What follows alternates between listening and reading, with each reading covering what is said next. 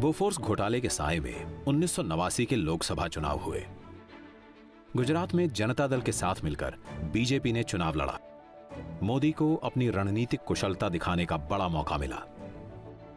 गठबंधन के तहत गुजरात में जिन 12 सीटों पर बीजेपी चुनाव लड़ी, उन सभी सीटों पर बीजेपी की जीत हुई। मोदी का सिक्का और जमा। कि मोदी जी का काम करने का तरीका वो अपने आप में एक अनूठा है। काम कुछ भी हो, उसका पूरा आयोजन करना और आयोजन को एक बार चकास लेना, उसके बाद अमल में लाना। तो ये प्लानिंग करके किसी काम को अंजाम देने की जो उनकी पद्धति है, उसी में ही इनकी सफलता का राज है। 1989 के लोकसभा चुनावों ने बीजेपी को ताकत दी। पार्टी ने सोमनाथ से अयोध्या तक रथ यात्रा का फैसला किया। रथ यात्रा की पूरी प्लानिंग मोदी के जिम्मे रही, जो गुजरात में पहले ही कई सफल यात्राएं आयोजित कर चुके थे। सोमनाथ से अयोध्या की यात्रा बीजेपी के लिए काफी महत्वपूर्ण रहने वाली थी। आजादी के तुरंत बाद सरदार पटेल की प्रेरणा से सोमनाथ मंदिर का पुनर्निर्माण हुआ था। बीजेपी अपनी अगुवाई में भगवान श्री राम की जन्मभूमि अयोध्या में मंदिर निर्माण कराना चाह रही थी। रामलला के जन्म स्थान की उस जगह, जहां के प्राचीन मंदिर को बाबर के सेनापति मीर बाकी ने तोड़कर बाबरी मस्जिद बनवा दी थी। रथ यात्रा के जरिए बीजेपी राम मंदिर के लिए जन समर्थन जुटाने की तैयारी कर रही थी। पार्टी का अपना जनाधार बढ़ना स्वाभाविक था। आडवाणी की यात्रा अपनी मंजिल तक पहुंच नहीं पाई, लेकिन साल भर बाद मोदी खुद एक बड़ी यात्रा पर निकले। बीजेपी के तत्कालीन राष्ट्रीय अध्यक्ष मुरली मनोहर जोशी के साथ उन्होंने कन्याकुमारी से यात्रा की शुरुआत की। इसे नाम दिया एकता यात्रा का। हमारी मांगे हैं 3। धारा 370 हटाओ, आतंकवाद मिटाओ, भारत देश बचाओ। उस वक्त कश्मीर में पंडितों की हत्या, उनकी बहु बेटियों के साथ बलात्कार, पलायन जारी था। घाटी में पाकिस्तान प्रायोजित आतंकवाद के खिलाफ पूरे देश को जगाने के उद्देश्य से थी मोदी की ये यात्रा। जिद ये कि जान रहे या जाए, श्रीनगर के लाल चौक पर तिरंगा फहरा कर रहेंगे। लाल चौक में पोस्टर्स लगाएं, दीवारों पे लिखा है, जिसने अपनी मां का दूध पिया हो वो श्रीनगर के लाल चौक में आए, आकर के भारत का तिरंगा झंडा फहराएं, और अगर वो जिंदा वापस जाएगा तो आतंकवादी से इनाम देंगे। आतंकवादी कान खोल करके सुन ले। 26 जनवरी को परसों, अब चंद घंटे बाकी हैं, लाल चौक में फैसला हो जाएगा किसने अपनी मां का दूध पिया।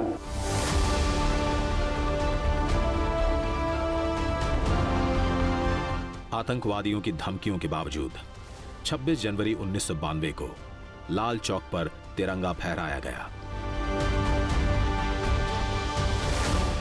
तो माहौल इतना भावुक था देश के लिए, एकता के लिए, कि मरने के लिए हम सब कार्यकर्ता एकदम जुस्सा में था।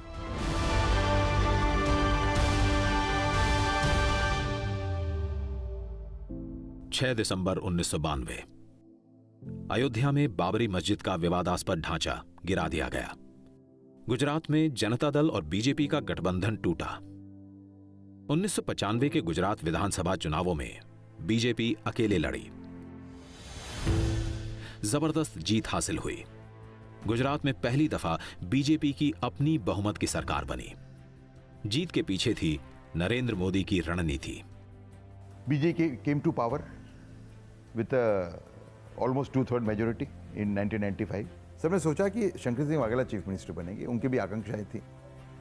लेकिन नरेंद्र भाई ऐसा मानते थे कि केशुभाई का सीएम बनना वो पार्टी के लिए ज़्यादा हितकारी रहेगा, और उन्होंने पार्टी में ऐसा एक माहौल बनाया जिसकी वजह से केशुभाई चीफ मिनिस्टर बने। जीत की खुशी ढंग से मना पाते, उससे पहले ही पार्टी के अंदर बड़ा बवंडर उठ खड़ा हुआ। शंकर सिंह वाघेला ने विद्रोह कर दिया। केशुभाई की सरकार में अपने समर्थकों की अनदेखी का आरोप लगाया। ठीकरा फोड़ा नरेंद्र मोदी के सर पर। तो बीजेपी के जो एमएलए थे उनमें उन्होंने एक तरीके से एक फूट डालने का प्रयत्न किया। शंकर सिंह वाघेला बड़ा तबका लेके वो चले गए यहां से खजुराहो। और उनके समाधान की बात जब अटल जी और शीर्ष नेतृत्व ने की, तब शंकर सिंह ने शर्त रखी थी कि मोदी जी को गुजरात के बाहर भेजा जाए, तभी हम वापिस आके केशुभाई की सरकार को चलाएंगे। तो अटल जी ने ये फॉर्मूला स्वीकार किया और मोदी जी तो वैसे भारतीय जनता पार्टी के समर्पित कार्यकर्ता थे ही। पार्टी जो फैसला करे उनको स्वीकार करते थे। तो इसी फैसले में उनको गुजरात छोड़ने का तय हुआ। नरेंद्र मोदी इस पूरे घटनाक्रम से आहत हुए, लेकिन पार्टी के हित में गुजरात छोड़ना स्वीकार किया। 28 सितंबर 1995 को गुजरात के संगठन महामंत्री का पद त्याग दिया। क्या हार में क्या जीत में, किंचित नहीं भयभीत में, कर्तव्य पथ पर जो मिले यह भी सही वह भी सही।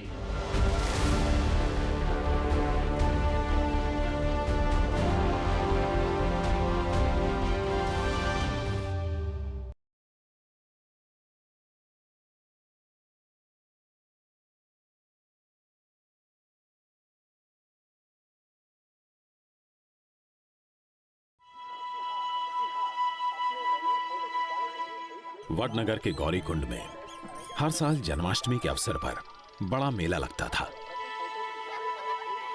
पिता दामोदर दास मोदी ने नरेंद्र को मेला घूमने के लिए 1 रुपया दिया। उस वक्त देश के कई हिस्सों में भीषण बाढ़ आई थी।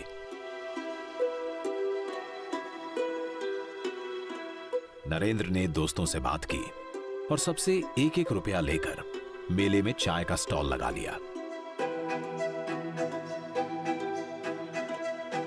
अपने घर से स्टोव और बर्तन ले आया।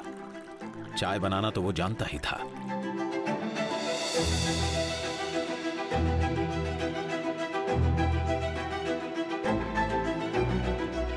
इससे जमा हुए पैसे उसने बाढ़ पीड़ितों की सहायता के लिए दे दिए।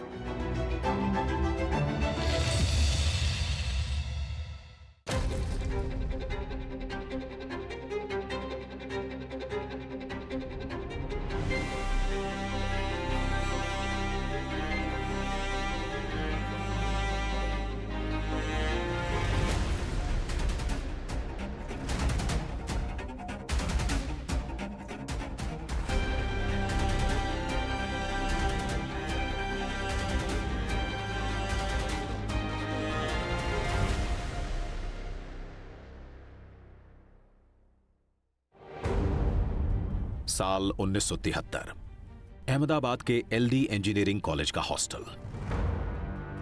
मेस बिल में भारी बढ़ोतरी कर दी गई। छात्रों ने इसके विरोध में हड़ताल कर दी। 23 साल का नरेंद्र भी इस आंदोलन से जुड़ गया। ये चिंगारी गुजरात में महंगाई, बेरोजगारी, कालाबाजारी और भ्रष्टाचार के विरुद्ध ऐतिहासिक नवनिर्माण आंदोलन के रूप में भड़क गई।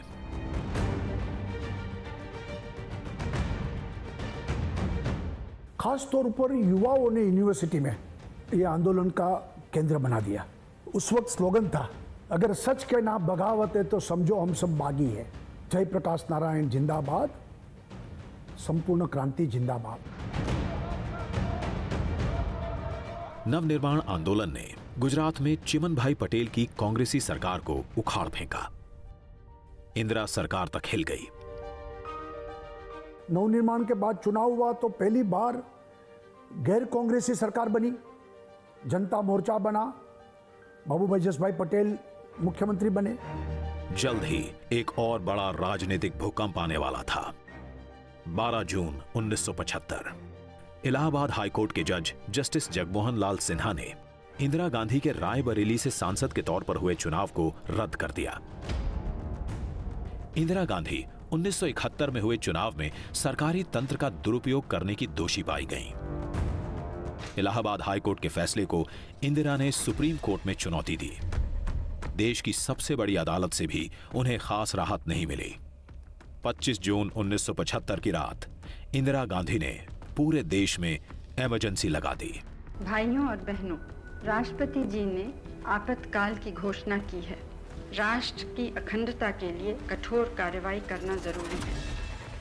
मैं आपको ये विश्वास दिलाना चाहती हूँ कि इस नए आपातकाल की घोषणा से कानून प्रिय नागरिकों के अधिकारों पर किसी प्रकार से असर नहीं पड़ेगा और नागरिकों के मौलिक अधिकार छीन लिए गए।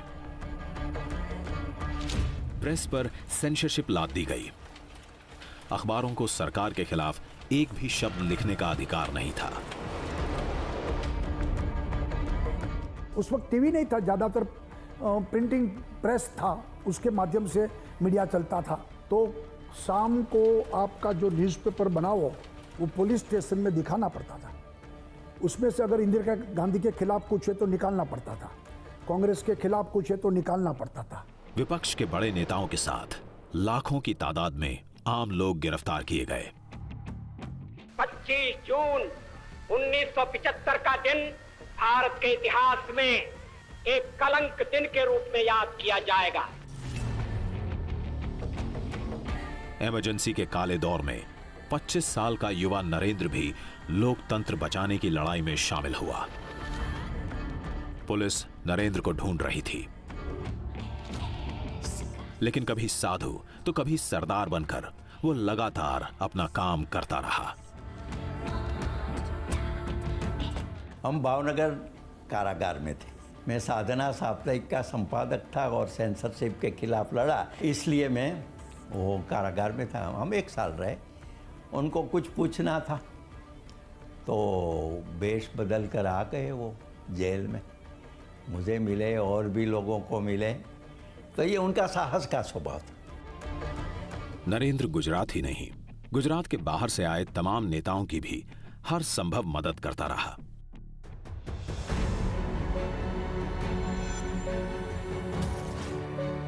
गुप्त बैठक आयोजित करने से लेकर जरूरी दस्तावेज और प्रतिबंधित पत्र पत्रिकाएं सुरक्षित जगह पहुंचाने तक।